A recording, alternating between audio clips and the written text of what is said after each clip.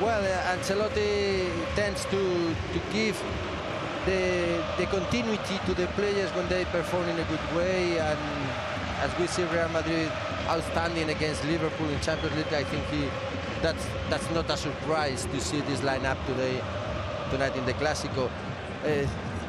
Everybody's focusing this challenge, Vinicius against Araujo, and in my opinion it's going to be very, very important also the opposite wing with Valde and Carvajal. The Barça and Real, they play more or less the same formation. It's a 4-4-2 asymmetric without two wingers. Yes, Vinicius, Real Madrid, they have left winger with Vinicius.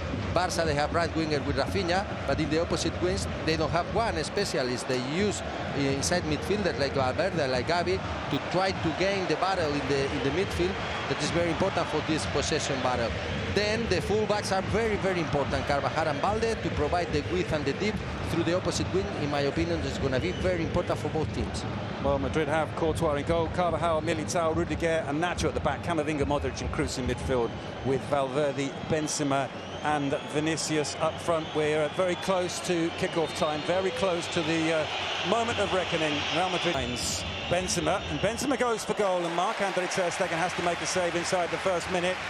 And as you say, Chappie, it's that winning formula. Into out from Toni Kroos and gets the shot in. It's pushed away by Courtois.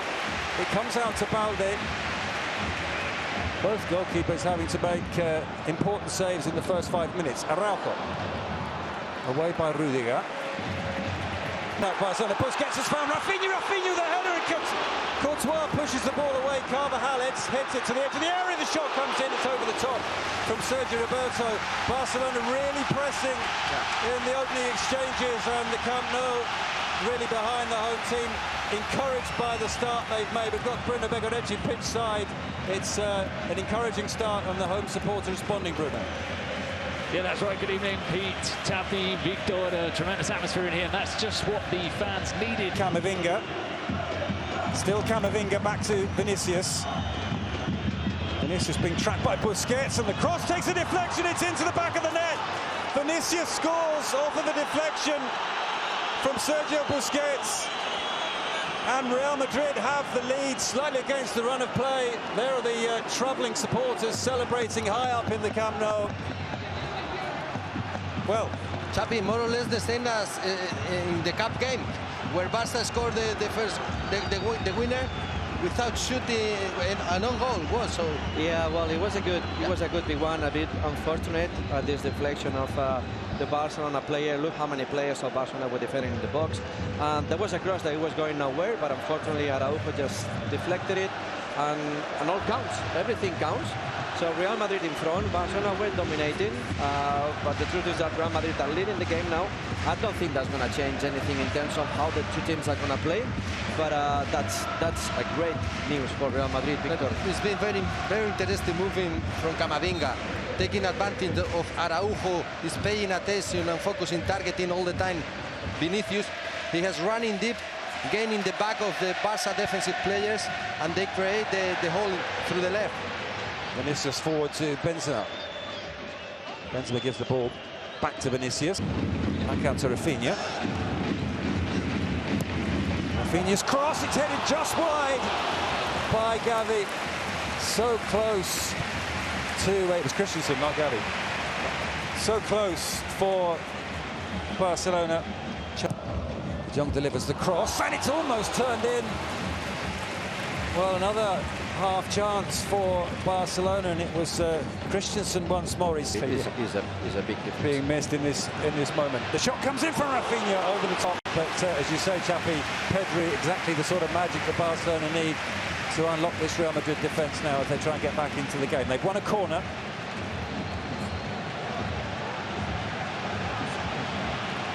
To Araujo, he's got away from Vinicius. Araujo's cross is charged down. It comes out to Rafinha through the crowd. Another opportunity, and into the back of the net. And Barcelona are back on level terms. And it's Sergio Roberto who's got the goal just before half-time.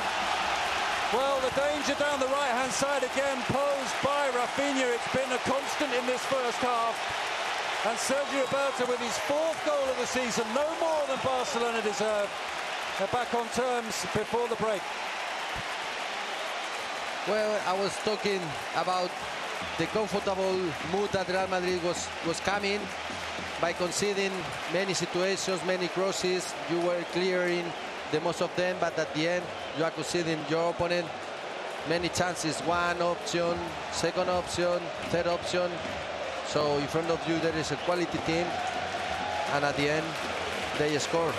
Well, it was one of the big, just before the break, Sergio Roberto gets the leveller, and that presumably changes both the team talks. Filled Gavi, Lewandowski and Rafinha up front. Real Madrid with Courtois in goal, Carvajal, Militao, Rudiger and Nacho at the back, Camavinga, Kroos and Modric in the middle, Benzema, Valverde and Vinicius, and we're back underway.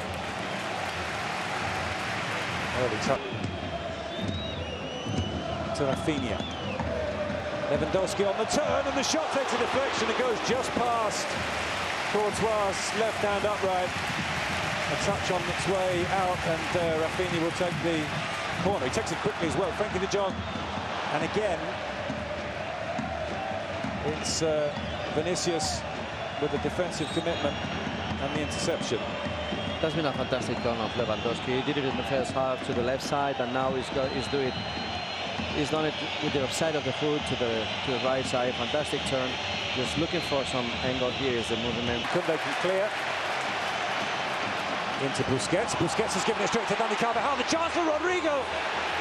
Well, he blazed it over the top, but Barca sloppy in front of their own penalty area, and they almost paid the price there.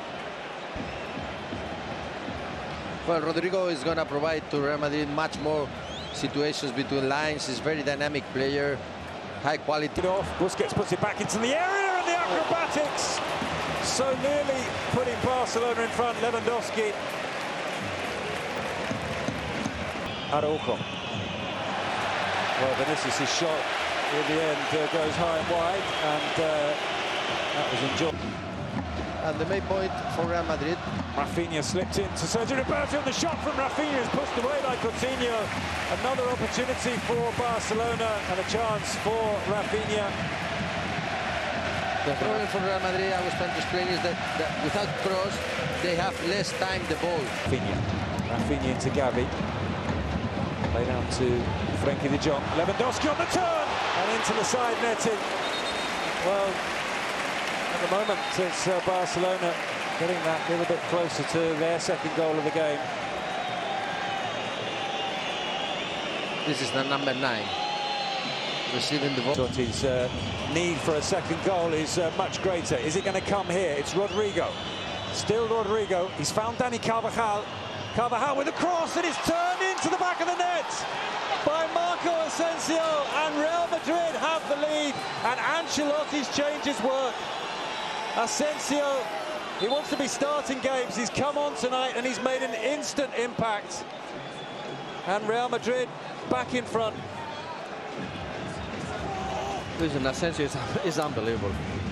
I don't know the rate of minutes per goal, but it's fantastic. 6 goals now for the season. It was 10 last season in relatively limited starts. But you see where is Carvajal? The effort he has done to try to reach the high position. Maybe it's an offside, eh? No, I think the shot. Well, I think that Rodrigo is not participating. I'm not sure, eh? It's very close. Yeah, well, you can hear the roar, and you can see the Barcelona players applauding out on the pitch. Frenkie de Jong next to the referee. The decision has gone their way. Back to Barcelona 1, Real Madrid 1. Well, as Victor said, the position. Militao's continued his run. Asensio goes for goal.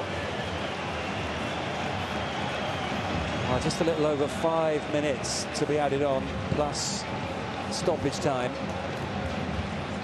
So there's no reason to attack with so many players. They have to defend it. Lewandowski does well. He's found Balde, and Balde with the cross. The chance for Kessié, and Frank Kessié has scored his first goal for Football Club Barcelona, and it's the goal that potentially wins the Clasico. They called him El Presidente Messi at Milan. He knew how to find the back of the net at Milan. He's found the back of the net in the Clasico, and that surely is Barcelona 12 points clear at the top with 12 games left to play. That's been a fantastic movement, fantastic attack for Barcelona against Alex Valde being very decisive. Look how emotional is Frank Kessié. Good cross from Valde, good arriving. We said that Frank Kessié was very good by getting into the box. Fantastic cross and great finish, and everybody celebrating. Of course, that means, as you said, with 12 points. Of course, La Liga is not finished, but that's a huge step forward for Xavi's Barcelona to win the title. Well, as you say, he looked very emotional there. He's a player who's had to struggle for minutes, but he's grown stronger as the season's gone on. And anyone who watched him in Italy, all the people who did watch him in Italy, have been telling us all season that this is somebody who can score goals, and he scored a very, very important goal. If Barcelona go on to win this league, then they will remember that Kessié strike very low. And now it is the final whistle. So having gone behind, Barcelona do what they haven't done since the 1980s, and in a home league Clasico, turn it around and end up with the 3 points. Kessié